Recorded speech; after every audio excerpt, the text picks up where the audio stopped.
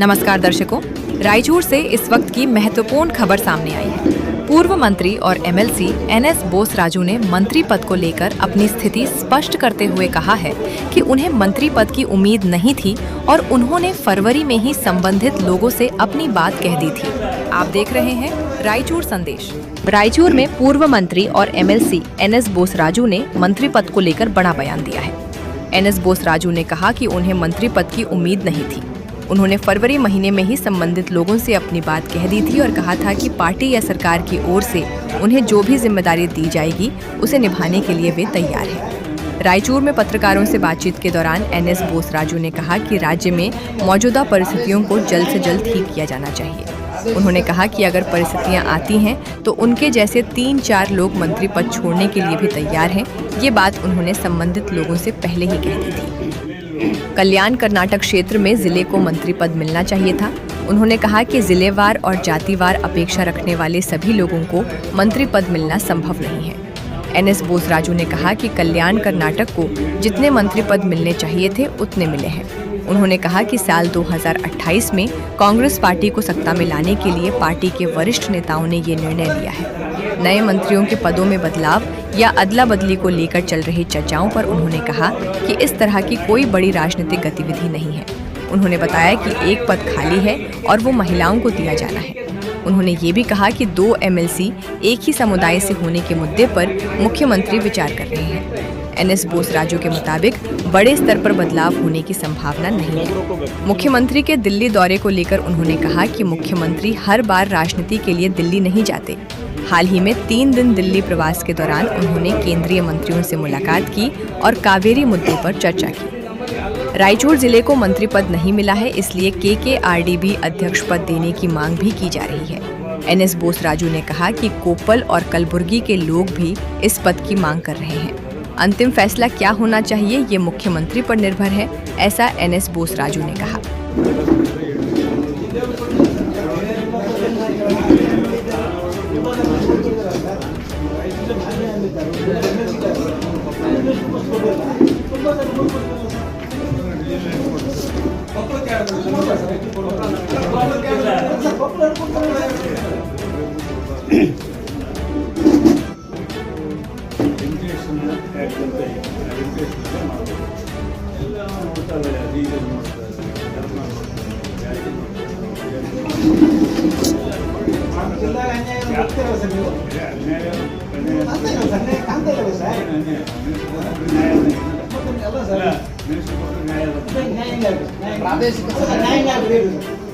ಪ್ರಾದೇಶಿಕ ಸಮತೋಲನ ಕಾಪಾಡಬೇಕಾಗಿದೆ. ಯಾವ ರೀತಿ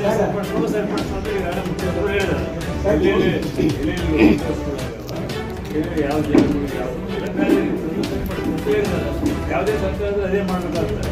50-60 ಮಂದಿ ಮಾಡಬೇಕಾಗಿದ್ರೆ ನಾವು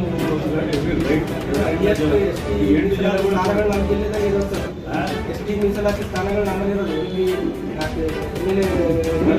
ಆದರೂ ಒಬ್ಬರಿಗೆ ಕೊಡಲಿಲ್ಲ. ಬಳ್ಳಾರಿಗಿಲ್ಲ ಅಲ್ಲ, ಬಳ್ಳಾರಿಗಿದೆ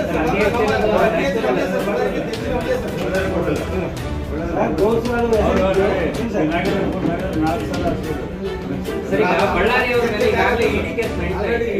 ಇಡಿ ಕೇಸ್ ನಡೆದ್ರು ಅವ್ರು ಬಳ್ಳಾರಿಯವರ ಮೇಲೆ ಆಲ್ರೆಡಿ ಇಡಿ ಕೇಸ್ ನಡೀತಾ ಇದೆ. ಅದ್ರ ಜೊತೆಗೆ ಸಚಿವ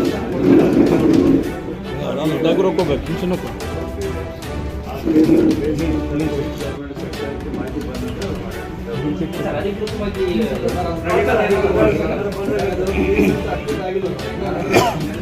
ನಮ್ಮಲ್ಲಿ ಎಲ್ಲರೂ ಪ್ರಾಮಾಣಿಕರಿಂದ ಎಷ್ಟಿವರೆಗೂ ಕೊಡಂಗಿಲ್ಲ, ಇದ್ರೆ ಕೊಡ್ತಾರೆ.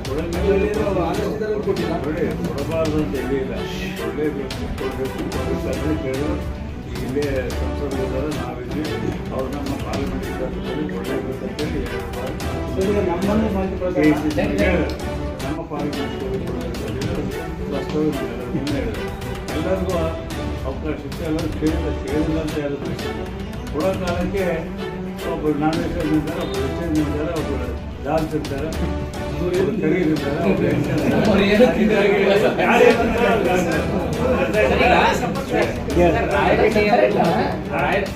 ರಾಯರೆಡ್ಡಿ ಅವರು ಸಚಿವ ಸ್ಥಾನ ಬದಲಾಗುತ್ತೆ ಅನ್ನೋದು ಮಾತುಗಳು ಕೇಳಿ ಬರ್ತೀವಿ.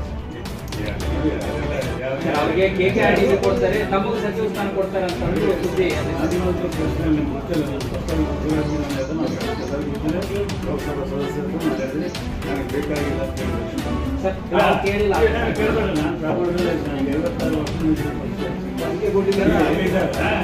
ಹೇಳ್ತೇನೆ. ನಾನು ಫೆಬ್ರವರಿ ತಿಂಗಳಿನಲ್ಲಿ ಹೈಕಮಾಂಡ್ ಹೇಳಿದೆ.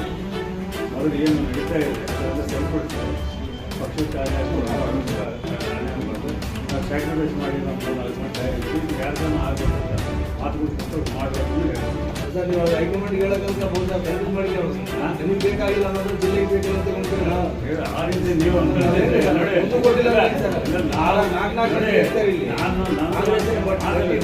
ಸ್ವಲ್ಪ ನಾನು ಹೇಳ್ಬೋದು.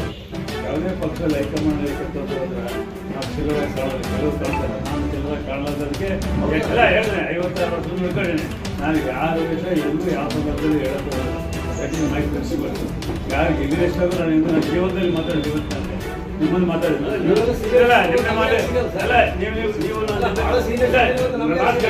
ನೀವು ನಾವು ಕೂತ್ಕೊಂಡು ಅನೇಕ ಬಾರಿ ನಾವು ಮಾತಾಡಿದ್ದಾನೆ ಎಲ್ಲರೂ ನಮ್ಮ ವಿರೋಧಗಳ ಬಗ್ಗೆ ಮತ್ತೆ ಮಾತಾಡಿದ ಭಾಳಷ್ಟು ಡಿಸ್ಕಸ್ ಮಾಡಿದ್ದೀವಿ ನಾವು ಪರ್ಸನಲಿ ಎಷ್ಟು ನಲ್ಲಿ ಎಂದಾದ್ರೂ ನಾನು ಒಬ್ಬರ ಬಗ್ಗೆ ವಿರುದ್ಧವಾಗಿ ಮಾತಾಡಿದ ನಾನು ನೇಚರ್ ಅದು. ನಾನು ಯಾಕೆ ದೊಡ್ಡವ್ರು ಮಾಡಬೇಕು ಅವರು ರಾಜಕೀಯದಲ್ಲಿ ನಾವು ಬೇರೆ ಕೊಡಬಾರ್ದು ಪ್ರಶ್ನೆಲ್ಲ. ಸಂಸದರ ಅಧ್ಯಕ್ಷದಲ್ಲಿ ಮುಖ್ಯಮಂತ್ರಿಗಳು ಭೇಟಿಯಾಗಿದ್ದಿತ್ತು, ಮಾಜಿ ಮುಖ್ಯಮಂತ್ರಿಗಳು ಭೇಟಿಯಾಗಿತ್ತು, AICC ಜನಪ್ರತಿನಿಧಿಗಳು ಭೇಟಿಯಾಗಿತ್ತು. ನಮ್ಮ ಪಾರ್ಲಿಮೆಂಟ್ನಾಗ ಅನ್ಯಾಯ ಮಾಡಬಹುದು, ಪಾರ್ಲಿಮೆಂಟ್ಗೆ ಅವಕಾಶ ಕೇಳಿದ್ರು. ಹೆಸರಿತ್ತು ಯಾರು ಎಲ್ಲಿತ್ತು ಯಾರು ಎಲ್ಲಿತ್ತು ಯಾರು ಬರ್ತಾರೆ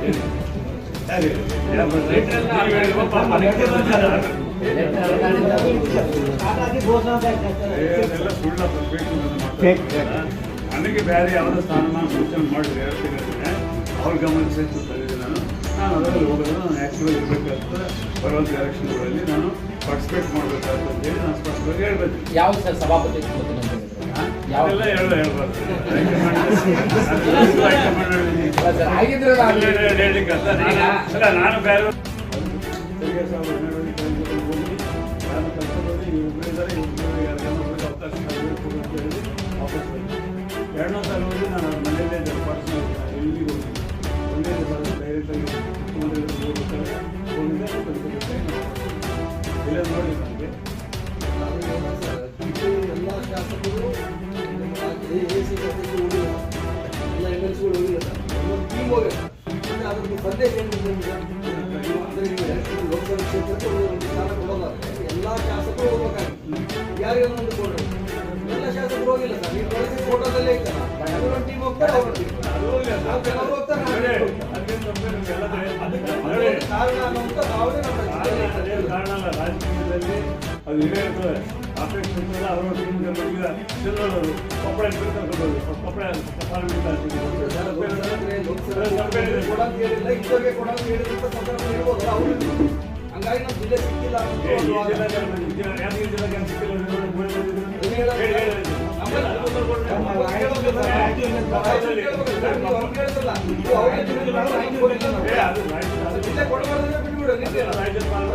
ಕೊಡೋದು ಬೇಕಾಗಿಲ್ಲ ಅಂತ ಹೇಳ್ಬಿಟ್ಟು ನಮ್ಮ ಕೇಂದ್ರ ಸರಿಯಿಲ್ಲ.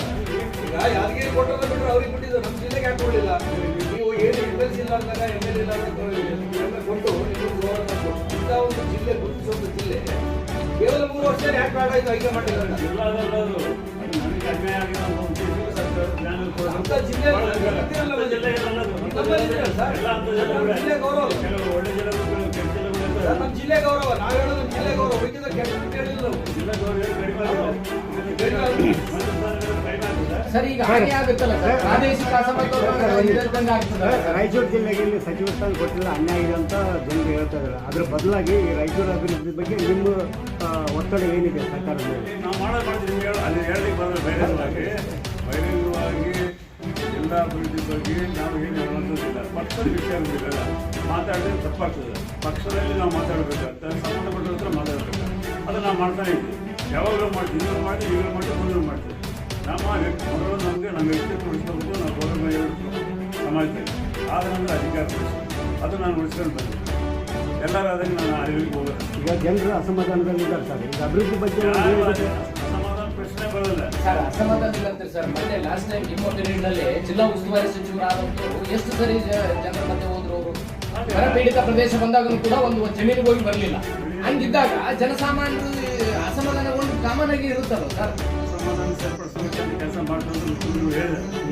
ಈಗಾಗಲೇ ಹೇಳಿದ್ರು ಯಾವ ಜಿಲ್ಲೆಗೂ ಅನ್ಯಾಯ ಆಗಿಲ್ಲ, ಯಾವ ಜಿಲ್ಲೆಗೂ ತೊಂದರೆ ಆಗಿಲ್ಲ, ಯಾವ ಜಾತಿ ಅನ್ಯಾಯ ಆಗಿಲ್ಲ, ಅವೆಲ್ಲ ಸರಿಪಡಿಸ್ತಾರೆ ಹೈಕಮಾಂಡ್ ಹೇಳಿದ್ದಾರೆ ಮತ್ತು ಮುಖ್ಯಮಂತ್ರಿಗಳು ಹೇಳಿದ್ರು. ಇವತ್ತು ಡೆಲ್ಲಿಗೆ ಸಿಎಂ ಅವರು ಹೋಗ್ತಾ ಇದ್ದಾರೆ ಸರ್. ಅದರಲ್ಲಿ ನಮ್ಮ ಜಿಲ್ಲೆಯವ್ರ ಹೆಸರು ಯಾರಿಗಾದ್ರೂ ಇರಬಹುದಾ, ಇರುತ್ತಾ?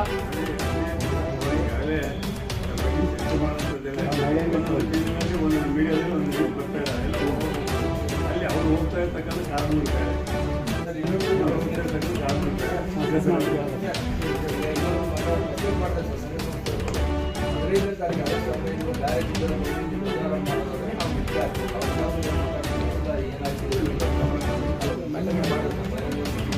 ಇಲ್ಲೇ ಯಾವುದೇ ಶಾಸಕರು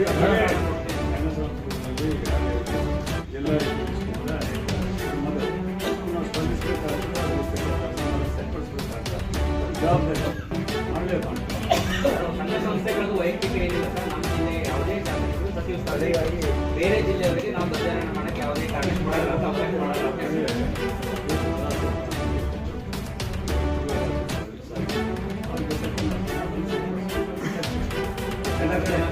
ಎಲ್ಲ ಕಡೆ ಇರೋ ಕಾನೂನು 30 ಜಿಲ್ಲೆ ಆಗಿದೆ, 30 ಜಿಲ್ಲೆ ಆಗಿದೆ.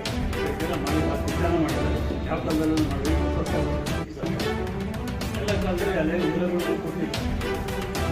ಅದು ಬಗ್ಗೆ ಅಸಮಾಧಾನ ಇದೆ, ಅಸಮಾಧಾನ ಸರಿಪಡಿಸುವಂಥದ್ದು ಸರ್ಕಾರ ಮೇಲೆ ಮಾಡ್ತಾರೆ.